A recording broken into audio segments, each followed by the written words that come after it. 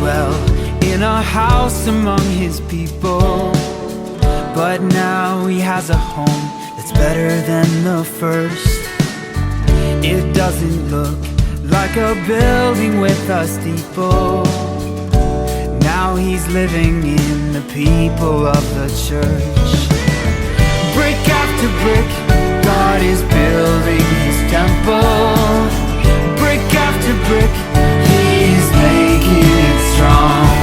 With Christ the sure foundation and his people as the stones, he is building a place he can live. Brick after brick. As I know that we always go over on our anniversary service, but I just want to share for 5 minutes just a thought from the Word of God that would complement what we are celebrating here today. And I want to call your attention to the book of Acts, the 17th chapter, and I'm reading from the Revised Standard Version. Now, when they had passed through Amphipolis and Apollonia, they came to Thessalonica, where there was a synagogue of the Jews.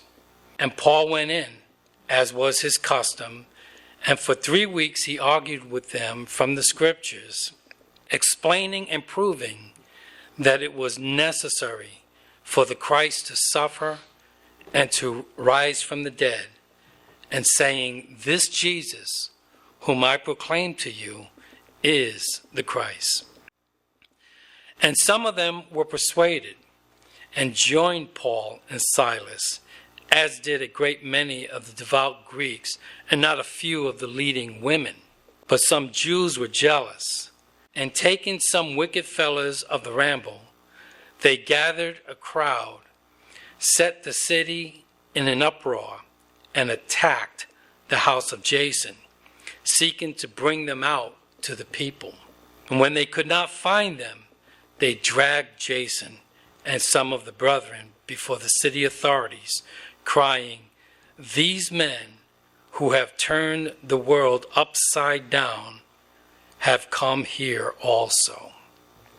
And a verse in Leviticus, the 10th chapter, "You are to distinguish between the holy and the common, between the unclean and the clean."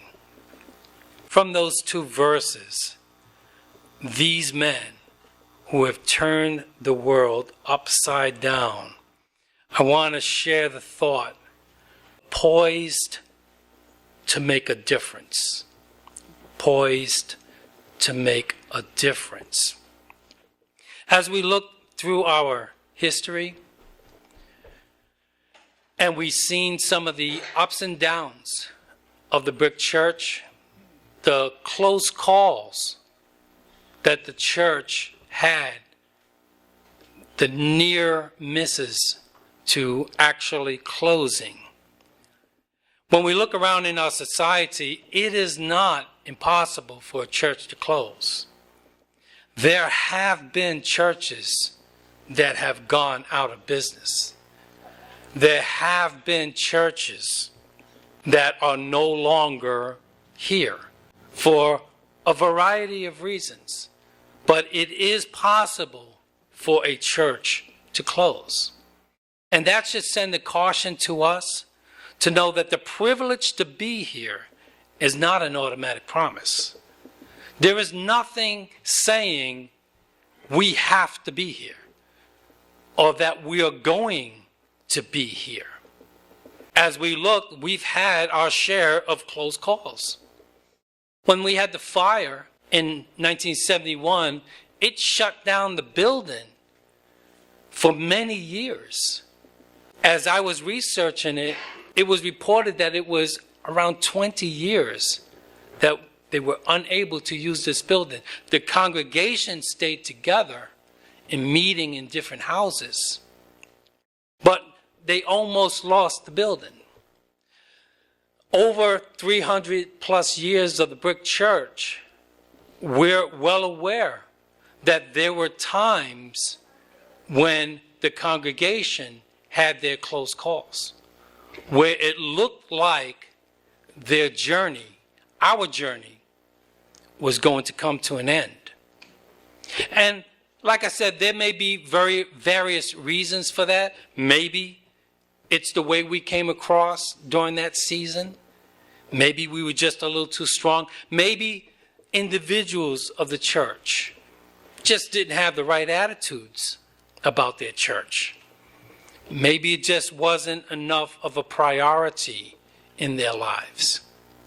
Maybe it had to do with the lives that they were living, the choices that individuals of the church were making that would lead to the decline of any congregation.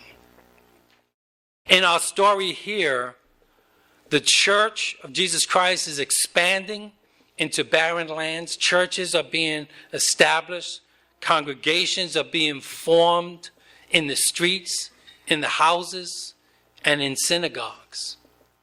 With that came a number of persecutions, a series of trials where they were being beaten, they were being martyred. And this was not just the leaders. It was not just the apostles and the preachers. Members of the congregation, such as in this story, the house of Jason, where they were beaten and persecuted for trying to have church. The charge at this time in this story was that these men have turned the world upside down. These people were making a difference. These people were affecting change in the societies that they were in. It brought persecution. And I'm not advocating or saying that we should look forward to that kind of persecution. In this country, we are blessed so far not to have those kinds of experiences. We're not thrown in jail for our faith so far. We're not beaten for believing in Jesus Christ so far. But I marvel at some folks. You start talking bad about them, and they're ready to give up. You start calling them names. You start criticizing them. Start posting bad things about them on Facebook, and folks are ready to give up, throw up their hands. People who prefer safety will never make a difference. This here is called a facade. If you're looking at it from the right angle, it looks like a beautiful building, a well-established building. But there's nothing behind it. It's an empty space. There's no substance to it. The church is not intended to be a facade. Our beautiful building is not here to be a facade. The question becomes, with all of the close calls that we've had, what if the church closed down? The question is, would anybody even notice? Would it even matter? Would something come to a stop in Dighton because we weren't here? It's too much death here. Death everywhere. Is that why they pick you? Because you like to fight?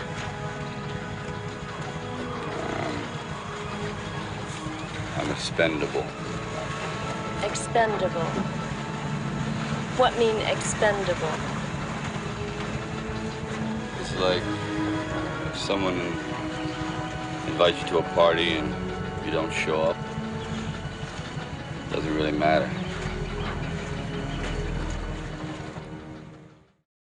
It's like if someone invited you to a party and you didn't show up, doesn't really matter. Are we a church? Are we a people that matters? Does it matter that we are here? We enjoy what we do here. We love our activities. We love the beautification of our building. But are we making a difference? Do people know we're here? And would it matter if we weren't here? Are we like the early church that have turned the world upside down? A good name is to be chosen rather than good riches, and favor is better than silver and gold.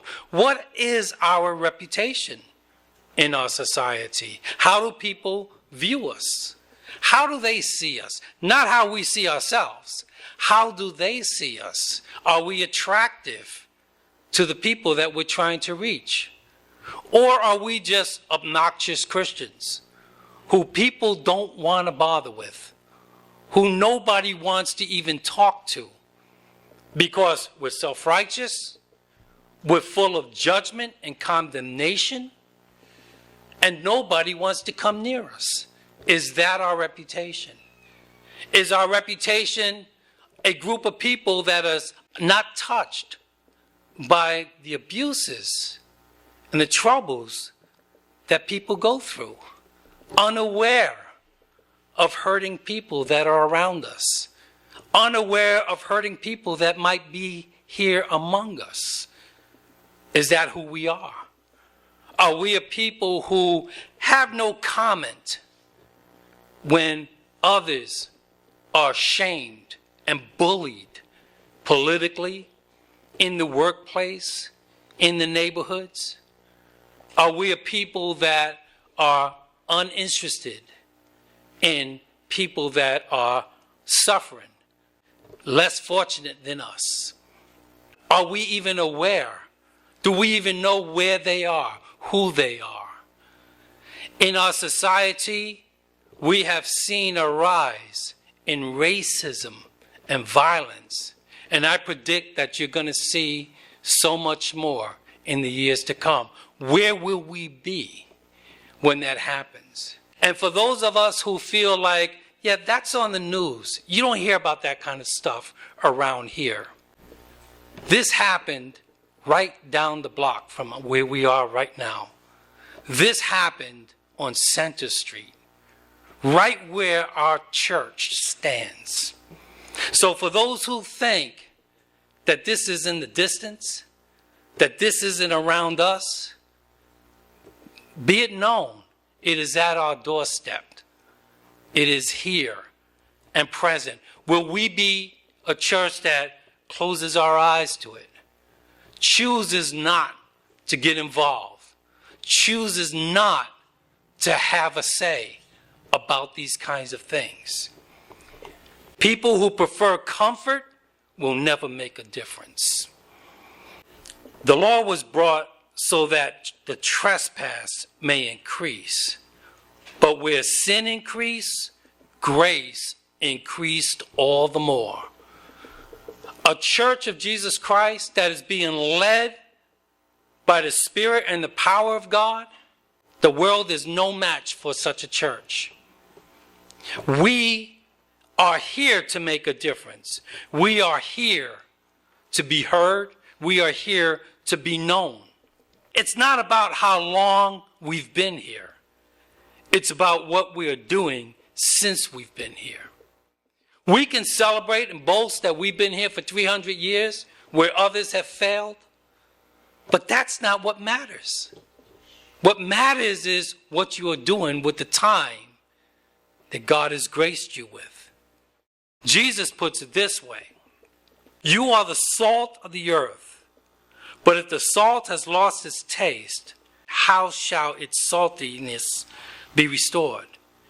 It is no longer good for anything except to be thrown out and trodden under foot of men. You are the light of the world. A city set on a hill cannot be hid.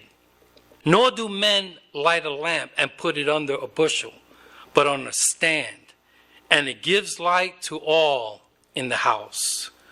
Let your light so shine before men that they may see your good works and give glory to your Father who is in heaven.